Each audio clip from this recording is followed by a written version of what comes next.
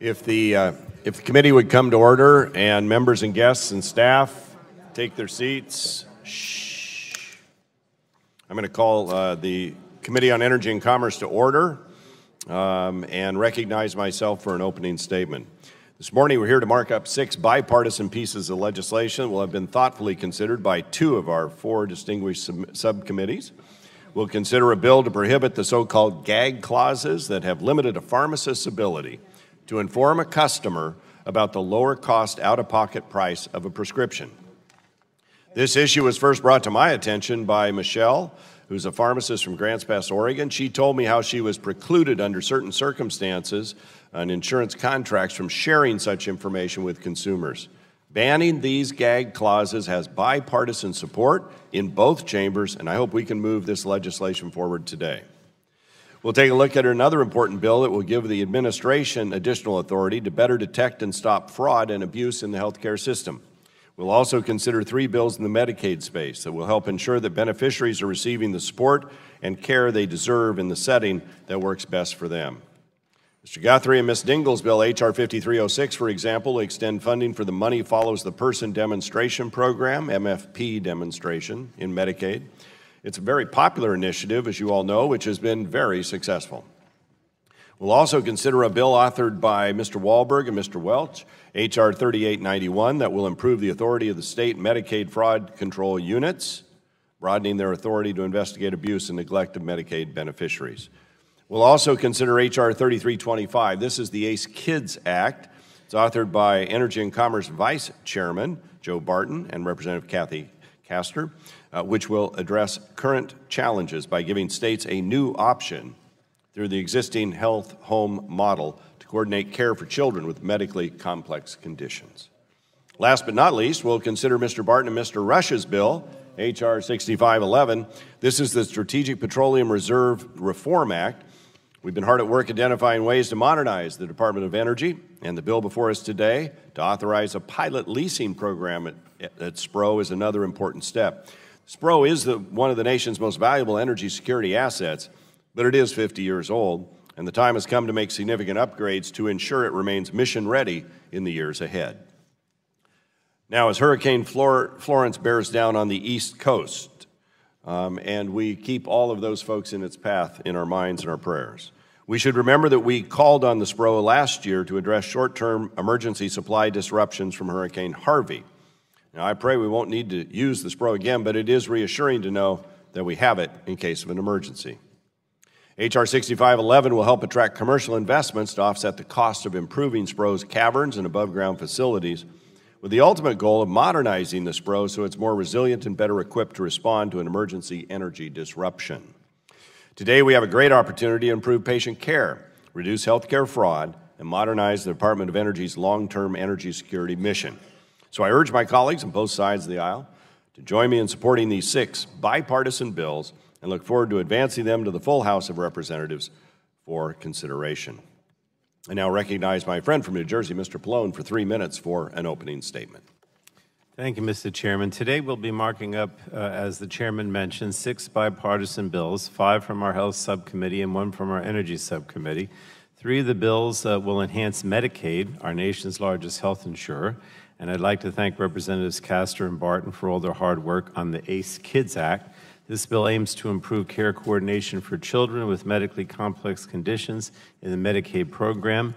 Better care coordination can help lead to better outcomes for the child, and that's why it's important to move this legislation forward. Then we have the Empower Care Act, proposed by Representatives Dingell and Guthrie, reauthorizes funding for the Money Follows the Person program, and this program assists people who want to transition from institutional care to care in their community, and I urge support for this important bill. I also support a bill introduced by Representatives Welch and Wahlberg that expands the authority of Medicaid fraud control units to investigate and prosecute Medicaid fraud and beneficiary abuse and neglect in non-institutional settings. This legislation is particularly important as more Medicaid beneficiaries begin to receive care outside of institutions. And we'll also review a discussion draft that bans the so-called gag clauses in Medicare as well as the private health insurance market that can limit pharmacists from informing consumers that their prescription may be purchased for a lower price if paid out of pocket instead of through their insurance plan. This is a good bill, but I'd like to reiterate something that I said during our subcommittee markup, and that is that this legislation cannot and should not be our only effort to reduce drug prices this Congress. For the last 2 years, committee Democrats have been demanding that we do more to help reduce prescription drug prices, and with the exception of this bill today, committee Republicans have refused to join us in finding meaningful solutions to this ongoing problem. And finally, we'll mark up the Strategic Petroleum Reserve Reform Act introduced by Vice Chairman Barton and Ranking Member Rush. This bill would set up a pilot program to facilitate the leasing of unused storage space in the reserve while attempting to ensure the government and taxpayers benefit from those leases. And so I want to thank all the members for their ongoing work on these bills and yield back, Mr. Chairman. Gentleman yields back. Before I recognize others, I want to just draw the committee's attention and say a quick note that this is the last full committee markup for Jen Sherman, affectionately known as Sherm, from our Majority Communications staff. Tomorrow's her last day at the committee after nearly 3 years of service as our healthcare press secretary. So Jen's heading off the hill to start a new adventure, but she'll always be welcome back at the Energy and Commerce Committee. Well, we're excited for her in this new opportunity. We're, of course, sad to see her go. Thank you, Jen.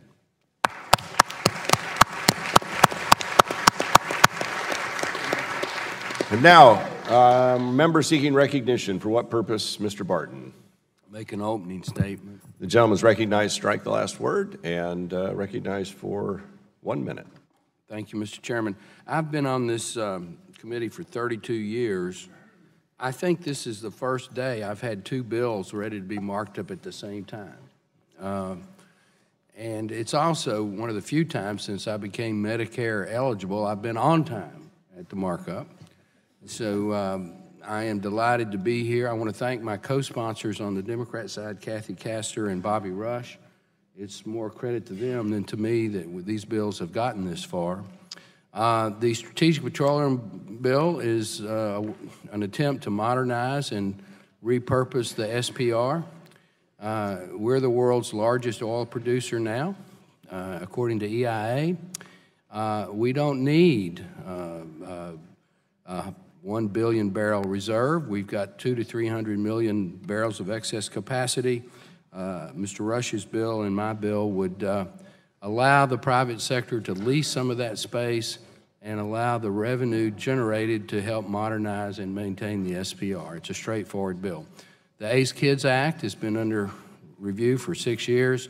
It makes it possible, without expanding coverage or expanding the eligible base, to give better care for our most desperately in need of medical help children that have double medically complex conditions that are simply horrendous. So both are good bills, and hopefully they'll both pass unanimously. Thank the gentleman. Other members seeking recognition? Mr. Green, for what purpose do you seek recognition? Yes, Strike the last word for 1 minute. I want to thank Chairman Walter and Ranking Member Pallone for holding today's full committee hearing. I'm pleased our committee has come together and expected to pass all 6 bipartisan bills we're considering this morning. I'm supporting all 6 bills and ask my colleagues to join in support. I'm particularly happy to see the ACE Kids Act, H.R. 3325, receive strong bipartisan support. This legislation introduced by Representative Joe Barton and Kathy Castor would improve the delivery of care for children with complex medical conditions served by Medicaid. I've been an original co-sponsor of this legislation since 2014. I know I heard Joe Barton say it was 6 years. We're not Appropriations Committee. Maybe I've only been a co-sponsor for 4 years. This bill will go far in helping our most vulnerable population receive the care they need, and I look forward to the ACE Kids Act being considered before the full House in the coming weeks.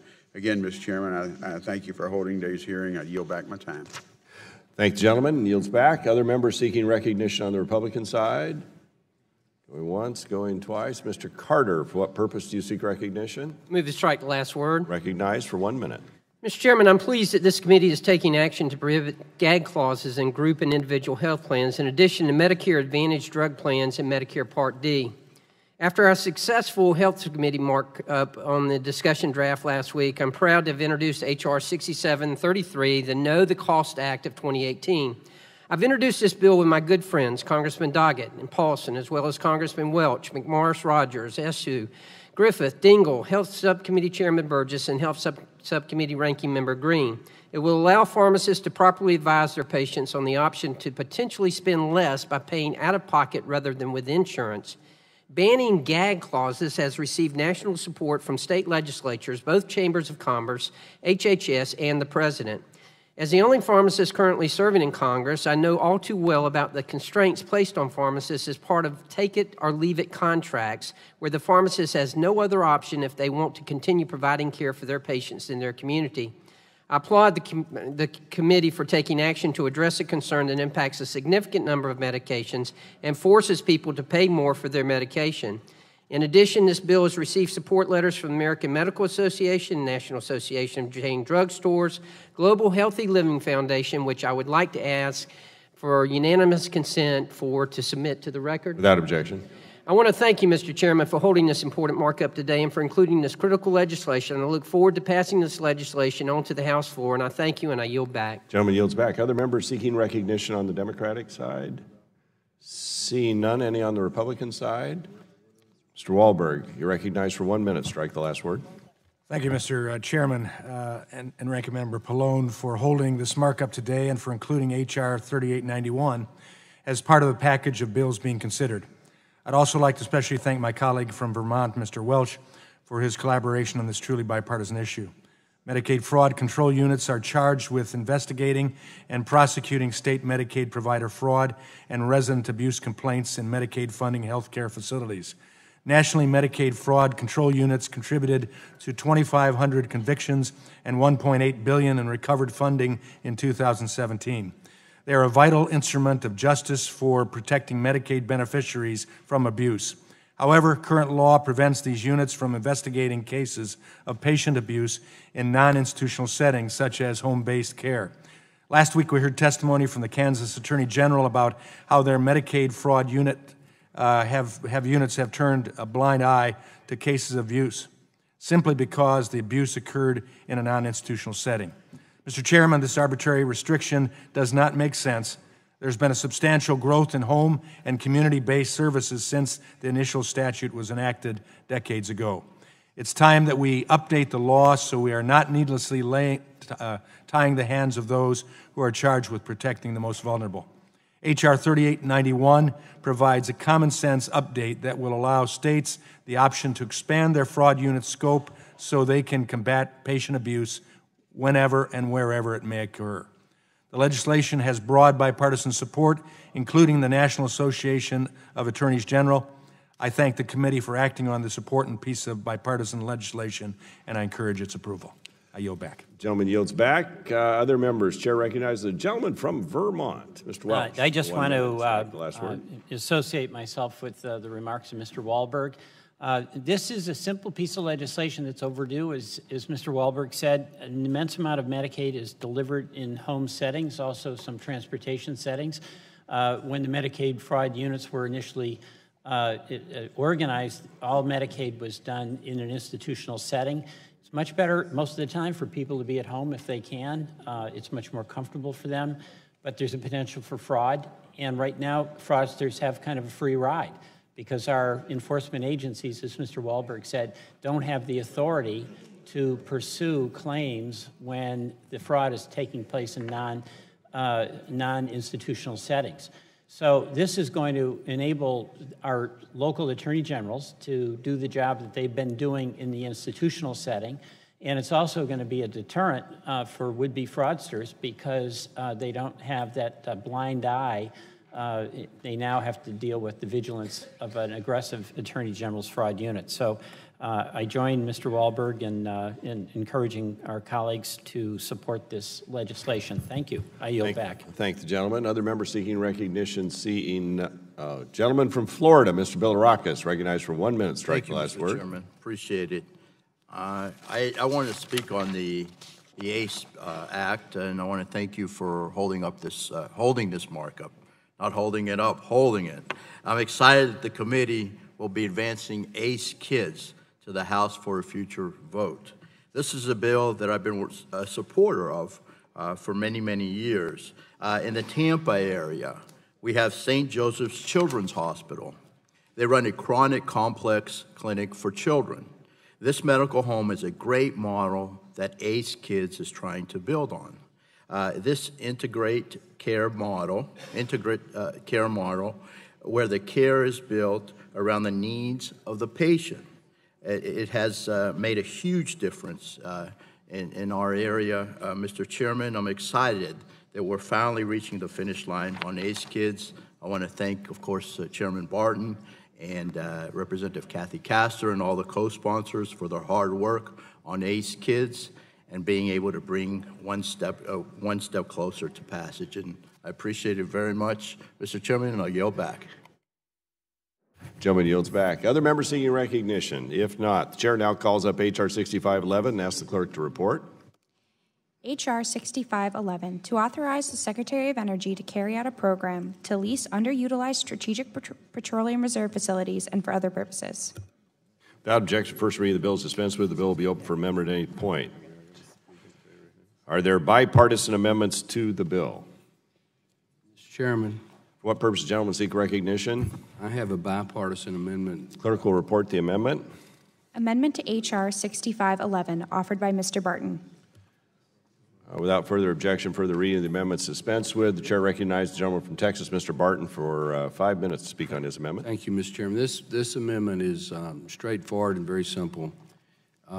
This amendment would make it possible to use some already appropriated funds that are in an account controlled by the Department of Energy to make necessary improvements to allow, if our bill becomes law, to allow the Department of Energy to modernize the equipment and make sure that the structural integrity of the underground storage caverns is sufficient to store some of the private sector oil if and when that is allowed to be put into the reserves. It's simply prime the pump amendment so that we clarify and stipulate that this, I think there's about $700 million. It's already been appropriated, that it is an account at DOE. Some of those monies can be used to make it possible to lease the SPR. It's simply a straightforward amendment to explicitly state in law that those funds can be used for that purpose. As most of us know, if you're going to do something, normally you have to put some money into a project up front, and that's what this amendment does. Gentleman yields back. The other member seeking recognition to speak on the bipartisan amendment. Chair recognizes the gentleman from Illinois, Mr. Rush. 5 minutes to strike the last word. Thank you, Mr. Chairman. Mr. Chairman, I want to just say that in the interest of time, I think that that this is an amendment that the Democratic side would support. So, all right. And the gentleman yields back. Are there members seeking recognition on the Barton-Rush amendment? Seeing not, the question now arises on passage of the Barton-Rush amendment. All those in favor will say aye. Those opposed, nay. The ayes appear to have it. The ayes have it, and the amendment is adopted. Are there other amendments? For what purpose does the gentleman from Massachusetts seek recognition? Mr. Chairman, I have an amendment at the desk. The clerk will Mr. report Chairman. the. Can we have the clerk report the amendment? Okay. Amendment to H.R. 6511, offered by Mr. Kennedy. Without objection, further reading of the amendment is dispensed with. For what purpose does the gentleman from Illinois seek recognition? Mr. Chairman, I reserve a point of order against the gentleman reserves a point of order against the amendment. The chair now recognizes the gentleman from Massachusetts, Mr. Kennedy, for 5 minutes to speak on his amendment. Thank you, Mr. Chairman. As this bill seeks to modernize the Strategic Petroleum Reserve, this amendment would fill a critical gap in our nation's energy security. The SPR is an emergency source of unrefined crude storage, which can be used under emergency circumstances causing significant disruption in the global oil markets. However, there remains a limited supply of refined petroleum products in cases of national emergency or severe disruption. Access to gasoline and other refined products is essential during such emergencies, including recoveries from natural disasters and major storms. And as an historic hurricane bears down on the southeastern United States this week, with millions of families displaced and many unable to evacuate, Fuel security should be one of the last things families worry about when the storm clears. In New England, we've experienced gas shortages caused by massive storms, including blizzards and hurricanes. Superstorm Sandy in 2012 left inadequate fuel supplies in the tri-state area for months as supply chains sought to rebuild. In their wakes, Hurricanes Katrina and Rita in the Gulf Coast disrupted both regional and national gasoline and diesel fuel prices. This amendment would build upon work already undertaken. As part of the Quadrennial Energy Review, the Department of Energy discussed the need to prepare for disruptions of fuel supply. Quote, one is to develop strategic and regional stockpiles of oil and refined petroleum products to help respond to shortfalls caused by breakdowns in liquid fuel infrastructure, regardless of cause, end quote. DOE established the Northeast Gasoline Supply Reserve in 2014 as one mitigation strategy.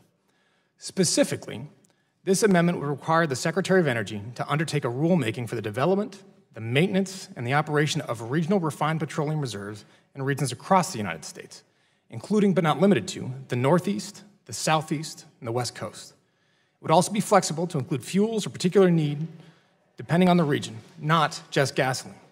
This process should be open and collaborative and include robust public input. It would mark Congress's support for this program by authorizing the reserves in law for the first time. Mr. Chairman, with Hurricane Florence bearing down on the East Coast, hurricanes like Isaac and Helene lurking in the Atlantic, and on the heels of Hurricanes Harvey, Irma, and Maria last year, larger and deadlier storms are becoming all too regular. We must take the initiative, including actions like regional gasoline reserves, to prepare for and help in the recovery effort. I want to thank my colleagues, Representatives McNerney, Representative Castor, and Representative Butterfield for their support. I yield to Ms. Castor for a minute of my time. Well, I thank Mr. Kennedy for offering this very constructive idea for modernization of the SPRO. Coming from the state of Florida, I have seen firsthand how these extreme weather events and hurricanes and tropical storms can disrupt the gasoline supply. So following through with expert recommendations to say, let's create some regional centers will be very important, because as the climate continues to change, we have got to be sure that we have gasoline and fuel supplies spread across the country, especially in hurricane-prone regions where we often run into gas shortages in the wake of a storm. That's why I've co-sponsored this amendment. I understand that the committee sponsor of the bill is interested in this idea, and I encourage everyone to work on this as the bill moves forward, and I thank Mr. Kennedy for this very constructive idea, and yield back my time. Mr. Chairman, I've had a couple of conversations this morning. We offered this amendment in good faith. This was not an attempt to slip something through. We offered it last night. We did not try to, well before committee deadline of this morning. Mr. McNerney spoke about this issue in the subcommittee markup. Ranking Member Pallone has mentioned the issue as well. I understand there's some concern from my colleagues on the other side of the aisle. I am willing to withdraw the amendment if I can get a commitment for a hearing on this issue before the end of this Congress. I think it's an important one. As I mentioned, there's a major storm in the Southeast as we speak. There's others lined up. And we saw from Superstorm Sandy that there's a need for this. So I open offer to our colleagues on the other side of the aisle. If you're willing to work with us on this, I'm very happy to withdraw the amendment. To whom are you addressing it's on your time. Are you yielding? Oh, yes, I yield to you, well, we're happy to have a discussion with you about it. We just saw the amendment last night for the first time. I know that in a bipartisan way, there were lots of discussions going on for several weeks on this bill. We thought we had everything in a good place, so this amendment was a bit of a surprise last night. But obviously, we're all concerned about making sure that every region in the country have access to fuel in an emergency. I know the Department of Energy has some views on this. I might yield to the gentleman who chairs the Energy Subcommittee, Mr. Upton. Well, I just might want to say as well, appreciate you yielding. I just want to remind the committee that when we had the hurricanes from last year, there were a number of us on a bipartisan basis that actually traveled to the Virgin Islands as well as to Puerto Rico. I think that Dr. Burgess went a couple times as well. I would imagine that if this hurricane is as bad as it appears, that we'll have an opportunity either to have hearing. Be Chairman's determination. This, I would have to imagine, would be an issue that we would take a look at. For me, and again, I only heard about the amendment this morning, as I was not here when it was filed last night. I'm comfortable with actually looking at having the department to do a study on this, which I think is important before we actually get to an amendment. I know that the gentleman in good faith wants to move, but for sure I would have to say that when the dust clears on the storm that's there, that we'll all be having an anxious look as to how we can be better prepared in the future. Chairman, if I may, my understanding is that the Department of Energy has already has done some research on this I'm not issue. sure that it's done, right? And no. So No. I'm hearing that they don't have it done. There was a GAO study, I think, but not DOE. Is that right?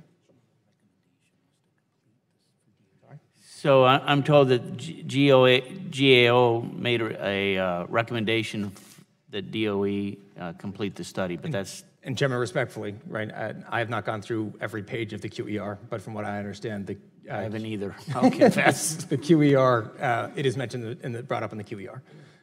So again, this was, there was no intent here to try to surprise anybody with it. We didn't file this morning. Yeah, no, I understand that. So this comes from a genuine effort to try to move forward on this. If there's a commitment to have a hearing on it, I will happily withdraw it. I understand that time is limited between now and the end of this Congress. We don't have a ton of legislative days left, and there's going to be, I assume, an awful lot on their plate. So I respectfully, I'd feel more comfortable with a commitment for at least some sort of hearing on it rather than just a broad-based discussion, if that's possible. Well, gentlemen, yield? Yes, sir.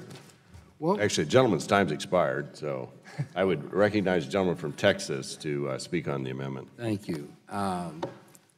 I rise in puzzlement about this amendment, Mr. Chairman. I think it has some merit, as we said in our private conversation. I would ask the gentleman from Massachusetts, since we apparently have some sort of a reserve right now, according to your verbal comments to me, in New Jersey and New York. Is that correct? That's my understanding, sir.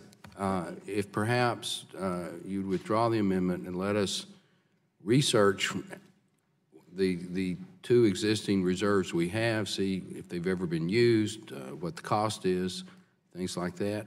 And I'd be very willing to sign a letter and get my senior members, Mr. Upton and Mr. Walden, and perhaps others, with whoever you want on your side, to the Department of Energy to take a look at that existing reserve, get back to us in a timely fashion. And then if we need to do a hearing, I think Mr. Upton, after receipt of that, would probably be amenable to it. If the gentleman will yield just for a moment. Yeah, just yield back to Mr. Kennedy. Oh, it's my time. So you need to yield to Mr. I just like to read one sentence in this GAO Strategic Petroleum Reserve Report, page 38. It says, Recommendation 3, the Secretary of Energy should conduct or complete studies on the costs and benefits of regional petroleum product reserves for all of the regions of the U.S. that have been identified as vulnerable to fuel supply disruptions and report the results to Congress. So that was a recommendation to DOE to do so, but they've, in fact, as I understand it, not begun to engage in such a study. Would the gentleman yield to me? I'd be happy to yield to the distinguished ranking member. Well, I just wanted to say that I do think this amendment by Mr. Kennedy is very important. When Hurricane Sandy struck New Jersey, it caused a lot of issues related to the availability of gasoline. And then, of course, Obama and Secretary Moniz established this first federal regional reserve, for the Northeast. And it currently holds 1 million barrels of gasoline. And the problem that I see is President Trump has proposed to eliminate it, which I think is incredibly foolish. And I think we should be thinking of ways to expand regional gas reserves in the Southeast and other places. And that's what the Kennedy Amendment will do. It codifies the existing gasoline supply reserve in the Northeast and establishes 2 new reserves in the Southeast and on the West Coast, and we're already seeing reports of gasoline shortages in North Carolina and South Carolina as Hurricane Florence approaches. It doesn't look like we're going to get a guarantee of a hearing, Mr. Kennedy, so you're going to have to decide if you want to move forward with this. I would like to see a guarantee of a hearing because I think that without it, we don't really know what's going to happen here, particularly since the president is trying to eliminate the one existing reserve that we have. So, but I didn't, and I'm not trying to put words in your mouth, Mr. Chairman, but I didn't hear you say that we would have a hearing. So, and he just tells me that that's correct. So, well, you're not putting words in my mouth is correct. If I could reclaim my time, first I'll reclaim my time. Second, I'll yield to the chairman. Thank you, Mr. Martin. Let me just say, first of all, we just saw this amendment last night for the first time. The parliamentarians have told us it's not germane to the bill. So that's the point of order that Mr. Shimkus has reserved. I'd prefer not to go down that path. That tends to divide us. We have worked in a bipartisan way throughout weeks with the Department of Energy, Democrats, Republicans, to get to this point with this bill. And it was only last night this amendment pops up. So I would encourage the gentleman to work with us and the department. We're happy, you've heard, to work with you on this. I don't want to guarantee a hearing. I don't know what the hearing schedule is going to look like and a hearing specific on this issue. But no doubt we're going to look at post-hurricane efforts like we have consistently. And this issue obviously would come up in that context. That's the only reason I'm hesitating in committing to a hearing. But I think you've heard from Mr. Upton and Mr. Barton in good faith. They will join with you, letter, all of this, and we're happy to work with you. It's just, so I would encourage you to withdraw your amendment would be my suggestion. I'm willing, on my own volition, to call the Secretary of Energy, who's a personal friend of mine, and say, let's get some people up here and brief you and me and anybody else. It wouldn't be a hearing, but it'd be real bodies from the Department of Energy, and we can meet in your office, my office, committee, give us, and get what the facts are. I'm unwilling to commit that we're going to accept the amendment because I have serious concerns about the practicality of storing refined gasoline that has the oxygen already in it. As you know, it has a finite shelf life, and if we've been storing 1 million barrels of gasoline in New York and New Jersey for the last 5 years, it's cost somebody a lot of money. $10 million to $30 million per year. To do. So, you know, crude oil lasts forever. Refined gasoline basically has to be used within a couple of months once you actually put the oxygen in it. So I have a practical concern. I don't have a political concern. It's pure dollars and cents practicality. But I think it's worth looking at, and I'll help make sure we get it studied in the remaining time I have in this Congress. Mr. Chairman, could we hear from Mr. Kennedy? Yeah. Thank you, Chairman. I appreciate your comments.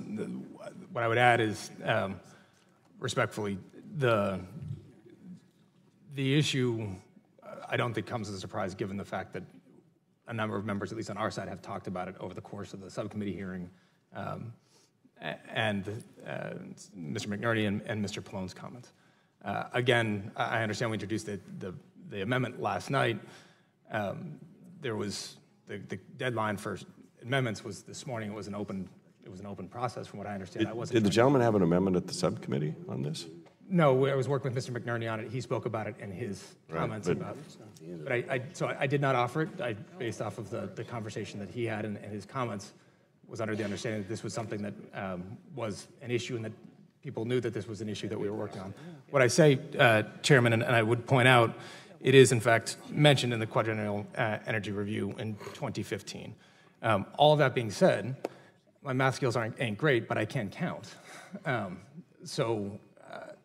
I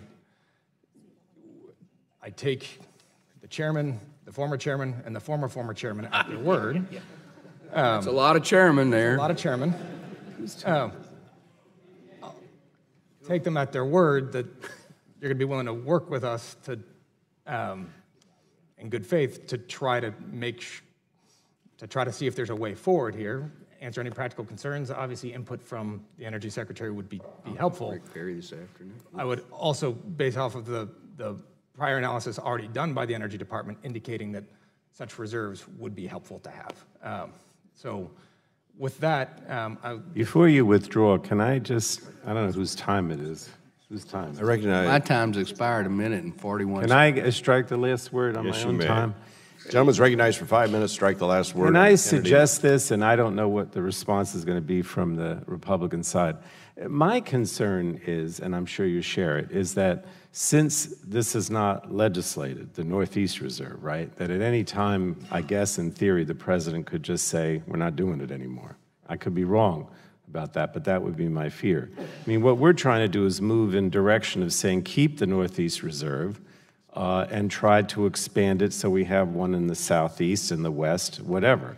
So, I mean, could we at least get a commitment from you, Mr. Chairman, or Mr. Barton, whatever, that's the goal? In other words, that we don't want to get rid of the one reserve we had, and we'd like to seriously look to expanding it, and that, you know, that you kind of support that effort, because you know, given what's going on now, if we go in the opposite direction, which seems to be what the president wants, it would be kind of catastrophic. So can we at least say that the goal here on a bipartisan basis is to at least keep what we have and see if we can move in the direction of looking for new ones? The gentleman yielding? Sure. Yeah.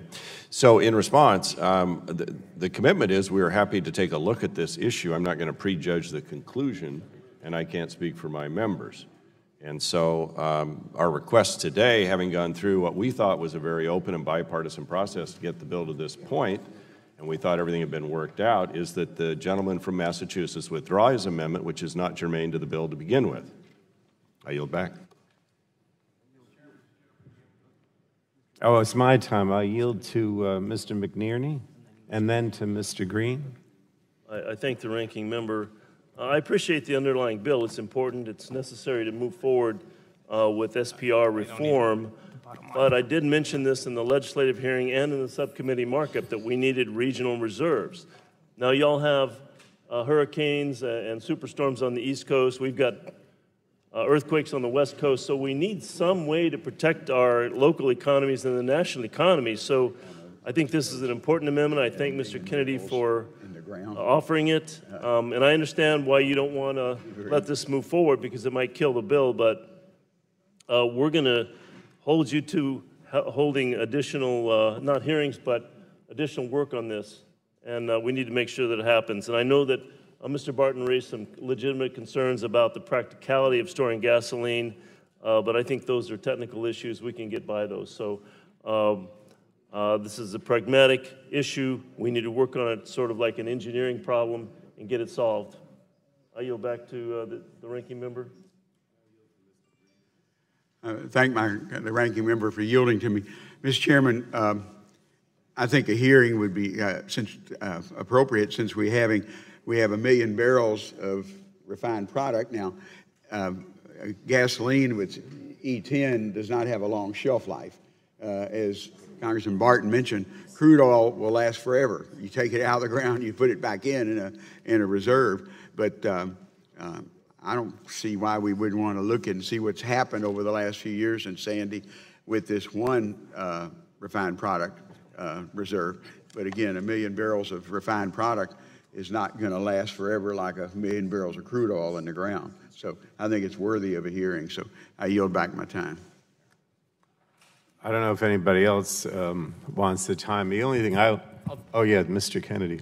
So I yield to him. Thank you, and I'll be brief and I'll close. But the again, referencing the QER from 2015, page 2-34 indicates that for a Southeast refined product reserve cost-benefit analysis, it says, quote, in 2011, the Department of Energy carried out a cost-benefit study of the establishment of a Southeast refined product reserve.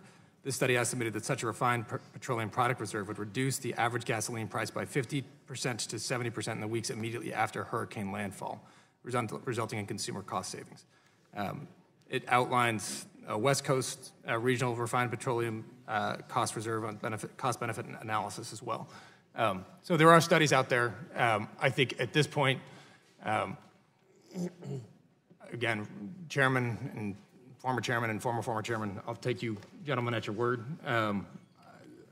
my goal in this is to actually do something on it. I'll make the call in your presence within 2 hours of the markup concluding. So I guarantee it. That said, I've got his private cell phone. I can get him on the phone. And was that number, sir? Gentleman's time is expired. I don't have it memorized. I am prepared. Does the gentleman insist on his point of order, or is the gentleman going to withdraw his amendment? I withdraw the amendment, sir. Gentleman withdraws his amendment. There's nothing you're getting. Is there further discussion of the bill? You already said it. Question now occurs on favorably reporting H.R. 6511 as amended to the House. All those in favor shall signify by saying aye. Aye. Those opposed, no. The ayes appear to have it. The ayes have it. The bill is reported favorably as amended. Chair calls up H.R. 3325 as forwarded by the Subcommittee on Health on September 7, 2018, and asks the clerk to report. H.R. 3325, to amend Title 19 of the Social Security Act to provide states with the option of providing coordinated care for children with complex medical conditions through a health home and for other purposes. Without objection, further reading of the bill is dispensed with. The bill will be open for amendment at any point. Are there any bipartisan amendments to the bill? For what purpose does the gentleman seek recognition? Mr. Chairman, the gentleman's recognized to strike the last word. Okay, I ask that we restore order to the committee first. Thank you, Mr. Chairman. I have a bipartisan amendment. This has been agreed The clerk to. needs to report the amendment. Gentleman will suspend. The clerk will report the Barton amendment. Amendment to H.R. 3325, offered by Mr. Barton. Without objection, further reading of the amendment dispensed with. The gentleman from Texas is recognized to speak on his amendment. Thank you. This amendment, Mr. Chairman, as I said just a few seconds ago, is a bipartisan amendment. It's been worked on both with the Republicans and the Democrats and also all our stakeholders. The intent is to improve the care of children with complex medical needs. It's the right thing to do. It shows that we can still work together in Washington on common sense solutions. This bill uses the successful and cost-efficient health home model to provide care coordination to our most vulnerable children. Caring for these children requires many specialists, countless support services, that few of us ever need. ACE Kids provides a mechanism for states to voluntarily, and I want to emphasize voluntarily, adopt a home health model that has proven successful in other parts of the healthcare industry. It ensures that these medically complex children receive the multiple levels of care that they need, that care is coordinated, and that the care is given at the right time, and that it avoids duplication.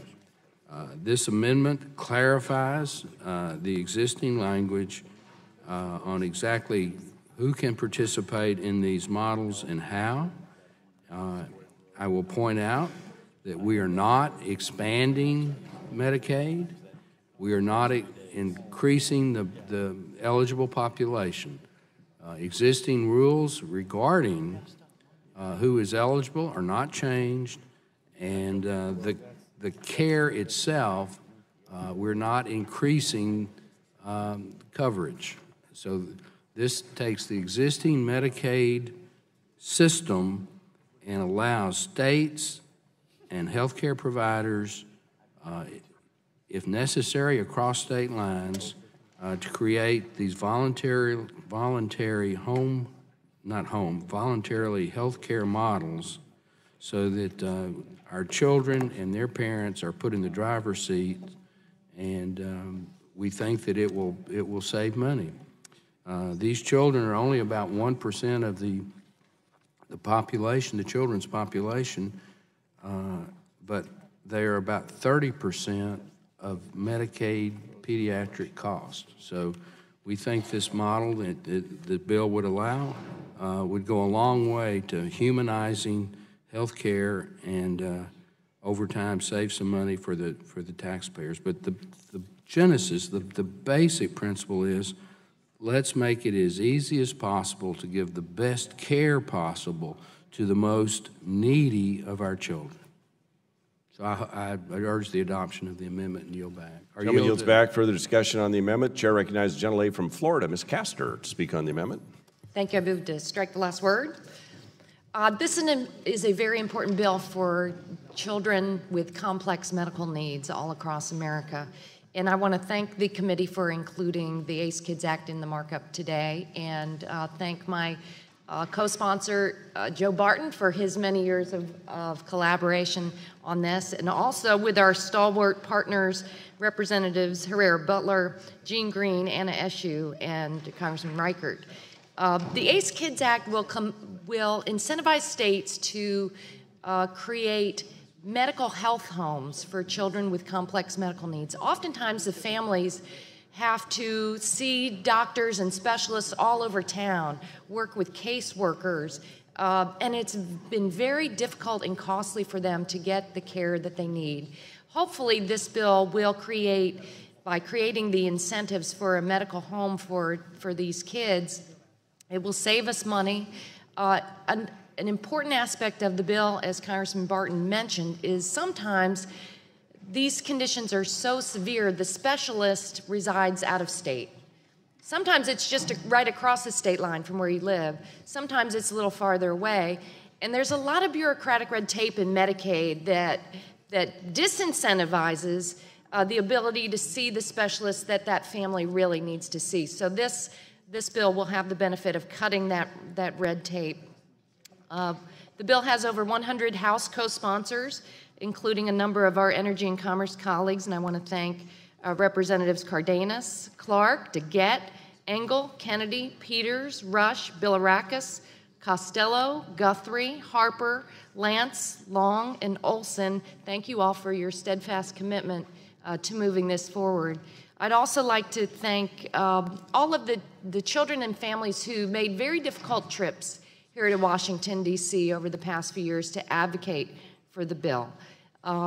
This is a model that, as Congressman Bilirakis mentioned early on, we have in the Tampa Bay area at St. Joseph's Children's Hospital. Other children's hospitals across the country have something similar, as in Texas, as Mr. Barton knows. But it shouldn't be confined to just certain areas. This needs to be an option for all children with complex medical conditions. So I want to thank the Children's Hospital Association, the March of Dimes, the American Academy of Pediatric, and other advocates who have come along with us. And I also want to take a moment to thank the committee's professional staff for their dedication to families, for the hours they've spent working on the ACE Kids Act, especially Rachel Pryor, who used to be with the committee, Samantha Satchel on the Democratic side, Josh Trent and Caleb Graff on the Republican side. Additionally, this bill would not have gotten to this point without the stellar work of Representative Barton's staffers, Krista Rosenthal, Gable Brady, and Jeannie Bender. And I'd also like to thank my legislative director, Elizabeth Brown. Thank you very much also to the CBO for their hard work on the legislation and helping us move it forward. And I encourage a strong yes vote on the ACE Kids Act, and yield back my time. Is there further discussion on the amendment? Seeing none, the question now arises on approval of the Barton Amendment. Those in favor will say aye. Those opposed, nay. The ayes appear to have it. The ayes have it. The amendment is adopted. Are there further amendments? Seeing none, the question now arises. For what purpose does the gentleman from Massachusetts seek recognition? Mr. Chairman, I have an amendment at the desk. Clerk will report the Kennedy Amendment. Amendment to H.R. 3325, offered by Mr. Kennedy. Without objection, further reading of the amendment is dispensed with. What purpose, gentleman from Illinois, seek recognition? I'm offering withdrawing the amendment. What purpose, gentleman from Illinois, seek recognition? For point of order on the amendment. The gentleman reserves a point of order on the amendment because it's not germane. Once again, Mr. Kennedy, you're now recognized to speak on your amendment. Thank you. Mr. Chairman, as a co-sponsor of the ACE Kids Act, I support its passage today and thank my colleagues for all of their hard work. Strengthening and improving Medicaid will mean more children with complex conditions get better care, and it's something I think we should all stand behind. I'd also like to highlight another piece of legislation, the Accelerating Kids Access to Care Act, a bipartisan bill that would streamline doctors' enrollment in Medicaid. I was proud to introduce it with Representatives McKinley, Lujan, and Herrera Butler this summer. Right now, providers at a hospital in one state often face unnecessary burdens when enrolling in another state's Medicaid program. Few things demand more urgency than connecting sick children with the treatment that they need. We should speed the delivery of care and ease the reimbursement process as much as we can. If a doctor in a world-renowned institution like Boston Children's Hospital wants to provide care in Massachusetts to a sick child covered by New Mexico's Medicaid program, for example, bureaucracy shouldn't stand in the way of life-saving treatment. But instead, Today, we are asking that doctor to delay care for that child so that he or she can fill out paperwork to enroll in another state's Medicaid program. And although I'll withdraw this amendment today, I firmly believe that this is a cause that unites us. Simply put, this legislation would create a streamlined screening and enrollment process for Medicaid's pediatric providers and suppliers who treat children from out of state when there's a low risk of fraud, waste, and abuse. It would speed the delivery of care for children, ease burdensome paperwork requirements on providers, and ensure that Medicaid appropriately pays for services. I hope that we can work with my colleagues on this important bill in the coming months. Thank you, and I yield back. Gentleman yields back. The chair is now prepared to rule on the germaneness of the amendment, unless the gentleman's going to actually withdraw his amendment. I withdraw the amendment.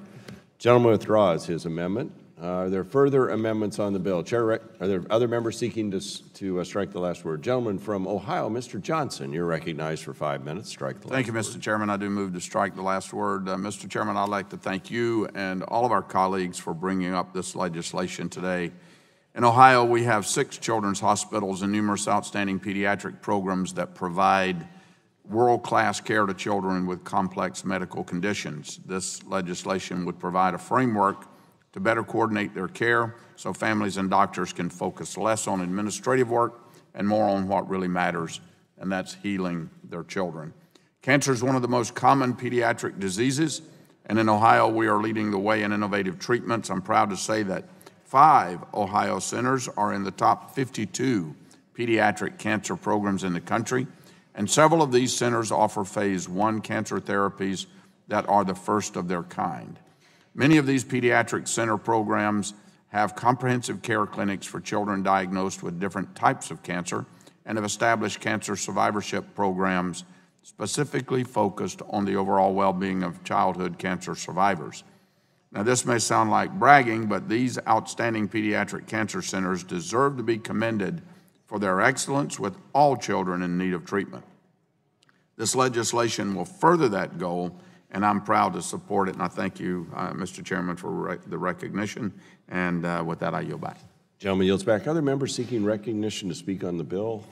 Seeing none, question now arises on passage and favorably reporting H.R. 3325 as amended to the House. All those in favor shall signify by saying aye. Aye. Those opposed, nay. The ayes appear to have it. The ayes have it, and the bill is favorably reported.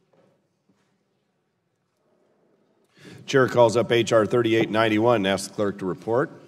H.R. 3891 to amend Title 19 of the Social Security Act to clarify the authority of state Medicaid fraud and abuse control units to investigate and prosecute cases of Medicaid patient abuse and neglect in any setting and for other purposes. Without objection, the first reading of the bill is dispensed with. The bill will be open for amendment at any point. Are there any amendments? For what purpose does the gentleman from Michigan seek recognition? Do you want to speak on your bill, Mr. Wahlberg? I appreciate the opportunity, but I think I spoke on it already, and there's nothing more that needs to be said. All right, then we'll move forward. Anyone else seeking recognition on the bill? If not, the question now arises. Mr. Chairman. The gentleman from Texas, the distinguished chairman of the Health Subcommittee, is recognized for 5 minutes to strike the last word. Well, you're very kind, and it won't take 5 minutes. I'm going to ask unanimous consent to submit 2 documents from the Partnership for Medicaid Home-Based Care for the record. Without objection? And the gentleman yields back. The question now, anyone else seeking recognition? If not, the question now occurs on favorably reporting H.R. 3891 to the House. All those in favor shall signify by saying aye. Those opposed, nay. The ayes appear to have it. The ayes have it, and the bill is favorably reported. The chair now calls up H.R. 6733 and asks the clerk to report. H.R. 6733 to amend Title 27 of the Public Health Service Act and Title 18 of the Social Security Act to prohibit group health plans, health insurance issuers, prescription drug plan sponsors, and Medicare Advantage organizations from limiting certain information on drug prices. Without objection, the first reading of the bill is dispensed with. The bill will be open for amendment at any point. Are there any bipartisan amendments to the bill? Are there any amendments to the bill? Does anyone seek to strike the last word on the bill? Seeing none, the question now occurs on favorable reporting. Mr. Chairman, I'm going to strike last word. This is an important bill, and it is important to acknowledge Mr. Carter's participation. And this was one of the issues that was brought forward in a Rose Garden ceremony last spring, and Mr. Carter has taken this and developed the concept, worked with us through several iterations, and it is a good thing that this bill is coming forward today. And again, I just want to thank my colleague from Georgia for pursuing this and getting us to this point today, and I'll be happy to yield. You want to yield to Mr. Carter? Yes. Thank you, Mr. Chairman. I want to thank Chairman Burgess and the Health Subcommittee for their help in this, and particularly staff as well. They were very instrumental. And thank this committee. This is something that is extremely important, and it is not the golden or the silver bullet. It's not the end all, but it is a step forward and a step in the right direction. So I want to thank again staff and the committee for their indulgence in this and their help. And he yields back. And he yields back. Anyone else? Gentleman from Texas, Mr. Green, for 5 minutes. Strike the last word. I move to strike the last word and speak in support of Know the Cost Act. This legislation is a positive first step in helping Americans access affordable prescription drugs. This measure will offer relief for patients and pharmacists seeking to find the lowest out-of-pocket cost through more must be done to address rising prescription drug costs. I thank the main sponsor of this bill, Representative Buddy Carter. I'm proud to be an original co-sponsor of this bill, and also thank all the other original co-sponsors on our committees, Representative Dingle, SU, Welch, Burgess, Griffin, McMorris, Rogers for their work and support for moving this measure forward. While families across the country are concerned about rising health care costs, pharmacists should not be prohibited from telling customers there may be a way to purchase their medications for less. One study from the Journal of American Medical Association found nearly 1 in 4 patients pay a copay that exceeds the price of the drug, but because some insurance contracts include gag provisions prohibiting pharmacists from informing patients that a cheaper cash price exists, patients continue to pay more. A recent survey by the National Community Pharmacists Association found that 58% of the pharmacists had come across these gag clauses at least 10 times in 1 month, both in Part D and other insurance contracts. Nearly 1 in 4 Americans currently are taking a prescription medication saying they struggle to afford their drugs, according to a Kaiser poll. 37% did not fill a prescription or skipped or reduced dosage to cut costs. The Know the Cost Act is one modest step to improve transparency, empower pharmacists, and provide patients with information that will help them gain access to the medication they thought they couldn't afford. I ask my colleagues to join me in supporting this common sense legislation, and I yield back the balance of my time. Gentleman yields back. Anybody else seeking recognition? If not, the question now arises on passage, favorably reporting H.R. 6733 to the House. All those in favor shall signify by saying aye. Aye. Those opposed, no. The ayes appear to have it. The ayes have it, and the bill is favorably reported.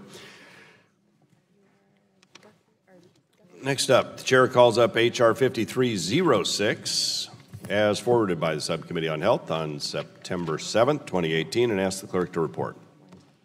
H.R. 5306, to reauthorize the Money Follows the Person demonstration program. Without objection, the first reading of the bill is dispensed with. The bill will be open for amendment at any point. Are there any bipartisan amendments? Chair recognizes the gentleman from Kentucky. Thank you, Mr. Chairman. I have an amendment. Clerk will report the amendment. Amendment to H.R. 5306, offered by Mr. Guthrie. Without objection, further reading of the amendment is dispensed with. Chair recognizes the gentleman from Kentucky, Mr. Guthrie, for 5 minutes to speak on his amendment. Thank you, Mr. Chairman. This is a bipartisan amendment and makes changes to a study on Money Follows the Person. The Money Follows the Person program is strictly voluntary and helps individuals on Medicaid transition back home from a nursing home or institution if they choose and qualify based on their health, safety, and well-being needs. I want to thank my friend from Michigan, Ms. Dingle, and her staff for their hard work on this bill that is bipartisan. I urge my colleagues to support this amendment and the underlying bill. And I'll yield to my friend, or I'll yield back and run on time. You want to just yield to Ms. Dingle? Thank you, Mr. Chairman. And even more, thank you to my dear friend, Mr. Guthrie. I support his amendment. And I want to thank him for all of his hard work and the partnership we have had on this bill and his staff. Our staffs have worked very well together. Improving long-term care has been one of my top priorities since coming to Congress, and if you're in it, you know how completely broken this system is. Most people think Medicare covers it and are shocked to learn that Medicaid's actually the single single largest payer of long-term care in this country, and that the private market is completely broken as well. One program that has worked well in terms of enhancing opportunities for independent living and supporting aging with dignity and has bipartisan support is this bill, the Money That Follows the Person program. It's a renewal of an existing program. It provides grants to states to cover transitional services for individuals who voluntarily wish to leave a nursing home or other institution and transition to a community care setting. This bill is a win for beneficiaries and for taxpayers because the program has demonstrated significant savings over the years. The only other point I'd like to make today is we're only considering for today an extension of 1 year as to the 5 years that we started with. I support this change to keep the program going, but I'm committing to fighting for a long-term authorization in the next Congress because this program is simply too long. In that note, we have lots of people that are supporting us, and I would like to insert into the record a letter of support for this bill from the ACLU. I hope that we can quickly get this to the House floor when hopefully everybody survives the hurricane safely in this country, and look forward to it being signed into law. I thank again Congressman Guthrie, Chairman Walden, and Ranking Member Pallone for the support in making it possible to pass this today. Thank you, and I agree with my friend that I wish we had a longer extension or longer reauthorization. We had a hearing, the advocate said one is better than none, that was the quote, and so I support this amendment and the underlying bill and appreciate the opportunity to work together, and I yield back. Would the gentleman yield? Before he yields to the gentleman from My Texas. friend from Texas. Thank you. And Mr. Chairman of the full committee, it is important, I think, to note that the inception of this program was back in 2005 as an amendment to the Deficit Reduction Act, and it just speaks to the strength of the type of policy that this committee, the Health Subcommittee, develop. It is enduring. It is delivering for patients. I agree with Mr. Guthrie. I wish for a longer interval, but we'll be here and we will get it done again as necessary. But again, thanks to the full committee back in 2005 for getting this part of the Deficit Reduction Act, and we're keeping it alive today. So thank you, and I'll yield back to the gentleman from Kentucky. And I yield back to the chair. Gentleman yields back. Anyone else wanting to speak on the amendment? Seeing none, the question now arises on approval of the amendment. Those in favor will say aye. Aye. Those opposed, nay. The ayes appear to have it. The ayes have it. The amendment is adopted. The question now occurs on favorably reporting H.R. 5306 as amended. Mr. Chairman. Gentleman from Pennsylvania seeks recognition to strike the last word, maybe? Thank you, have Mr. another Chairman. amendment? Thank you. I move to strike the last word. Gentleman's recognized. Mr. Speaker, Mr. Chairman, I move to strike the last word in support of H.R. 5306. And I want to thank Mr. Guthrie and Ms. Dingell for introducing this legislation. The Money Follows the Person demonstration has been a resounding success for the individuals who have transitioned back to their communities and the federal government. The Money Follows the Person demonstration supports states' efforts to help Medicaid beneficiaries living in long-term care facilities transition back to the community where they have more choice about where they live and receive care. As of 2016, over 75,000 people have transitioned from institutions back into the community thanks to the Money Follows the Person grants. Each of these 75,000 people have been able to go back to family, friends, and neighbors and live as successful, integrated members of the community. These include elderly Americans, as well as individuals with physical disabilities, intellectual and developmental disabilities, and mental illness. As the founder and co-chair of the Autism Caucus, I have heard from stakeholders and families how important the Money Follows the Person program has been for individuals with intellectual and developmental disabilities such as autism. For many, Money Follows the Person has made living in a community-based setting possible and has increased their quality of life. Many of the MFP participants with intellectual and developmental disabilities have been minorities, Medicaid-only beneficiaries, and from rural areas. By supporting these individuals, we not only increase their quality of life, but also the quality of our communities. Each individual has unique needs, and home and community-based living will not suit everyone. Some people will continue to thrive and be happier in an institutional setting. However, Money Follows the Person program strikes a good balance while not forcing anyone into a setting that doesn't work for them. It allows flexibility for those who want to be back in the community. The program has also shown significant savings for the federal government. For those with intellectual disabilities, monthly expenditures declined by over $4,000 or 30% per beneficiary, for a total savings of nearly $50,000 for the first year after transition. All told, savings to the federal government have been estimated as high as $1 billion since the start of the program. I'm glad that we are reauthorizing the Money Follows the Person demonstration and making it easier for more individuals to qualify. This program is a win-win-win. It is a cost saver for the government. It benefits those individuals who have a little more choice in how they receive care, and it improves the quality of our communities by making them more diverse and inclusive. I'm proud to be a co-sponsor of the legislation. I look forward to passage today and on the House floor soon. Thank you, Mr. Chairman, and I yield back my time. Gentleman yields back. I will yield to Ms. Shankowski the remaining 2 minutes. Gentlelady is recognized. Thank you. I just wanted to add my voice to this and some other of the bills that we're doing today. 5306, the bipartisan legislation which would extend the Money Follows the Person program, is critical to transitioning individuals from institutions into home and community-based settings. Ideally, a long-term authorization of the program best suits the needs of the people in the program, but we must act now to prevent states from completely exhausting their funds. Additionally, H.R. 3325, the bipartisan ACE Kids Act, will help so many children with complex medical needs, like Naomi Bittner from Park Ridge, my constituent, who is being treated at Advocate Children's Hospital in my district.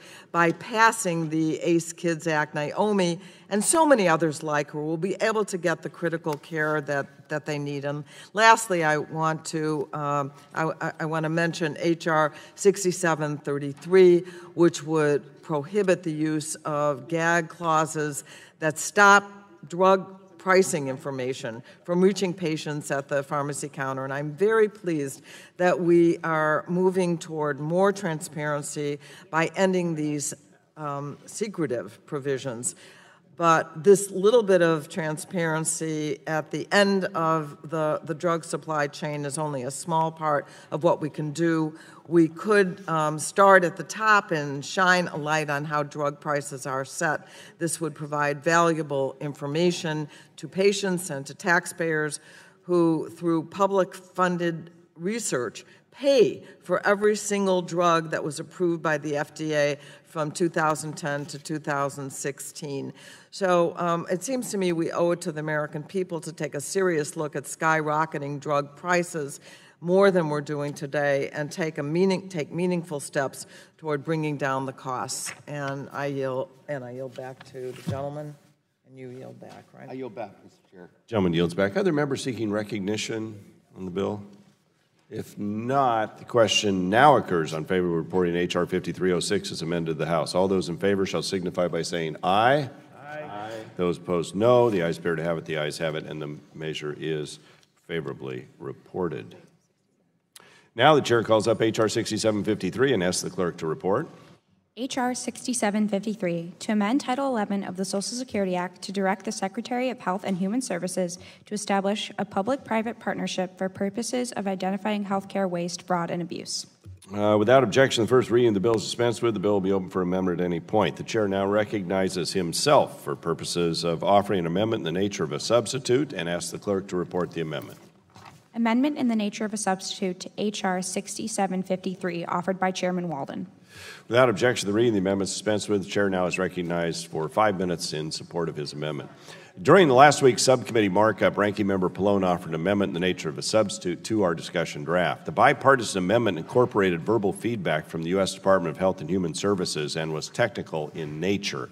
Now, following that markup, Mr. Pallone and I formally introduced the Strengthening the Healthcare Fraud Prevention Task Force Act of 2018.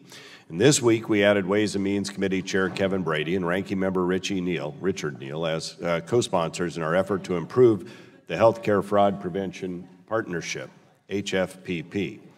As we discussed in the Health Subcommittee hearing and markup, this public-private partnership has been an area of interest for both the Obama and the Trump administrations. Today's amendment, in the nature of a substitute, incorporates written comments from HHS. These revisions are once again technical in nature, and they provide clarifications on the congressional intent of the bill. This is the appropriate next step to move this legislation forward and protect taxpayers from fraud in our health care system. I urge adoption of the amendment as well as the underlying bill.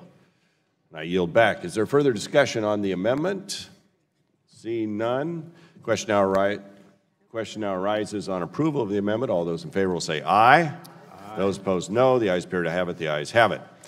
Is there further discussion on the legislation itself? Seeing none, the question now occurs on favorably reporting H.R. 6753 as amended to the House. All those in favor will say aye. Aye. Those opposed, nay. The ayes appear to have it. The ayes have it. And that bill is favorably reported as well. Without objection, the staff is authorized to make technical and conforming changes to the legislation considered by the committee today. Mr. Chairman. So ordered. For what purpose does the gentleman from Texas seek recognition? Just to strike the requisite word for about a minute. Gentleman's recognized. Mr. Chairman, the members of the committee, when we pass major bills, we all pat ourselves on the back and we take all the credit. But the truth is, as you know, that our staffs do the heavy lifting, and it's not just member staff and committee staff, it's legislative council. There are literally dozens, if not hundreds, of staff on both sides of the aisle and the legislative council that on the ACE Kids bill have literally worked 5 or 6 years. I would like for every staff member who has had anything to do with ACE Kids to stand up so that the members can thank and applaud them for their hard work. Everybody who's worked on ACE Kids. All right. Nobody's standing. Stand up. Stand up. One stood up. Wherever you may be listening or watching. Yeah. I mean, all bills are important, but this ACE Kids bill has been completely rewritten over the last 6 years, and, I couldn't name all the people who worked on it. So I want to say thank you from the bottom. Hear, hear. Thank you. The gentleman yields back. Chair recognizes for what purpose the gentleman from New Jersey, Mr. Pallone. Mr. Chairman, House Rule 11, Clause 2L, accords the committee minority 2 additional calendar days to file supplemental and dissenting views on legislation as reported out and forwarded to the House. Pursuant to that rule and clause, I'm giving notice of our intent to file such views, and I yield back. Gentleman yields back, and in conclusion, I just want to commend the former chairman of the committee, Mr. Barton. Even under his own leadership, he admitted he never got 2 of his own bills through the committee at the same time. We commend you for your good work over many, many years, and certainly in this markup as well. Thank you for bringing these bills to our consideration and achieving big votes on them. These will do good things for the people of America, and we applaud you for your service, Mr. Chairman. Without objection, the committee is adjourned.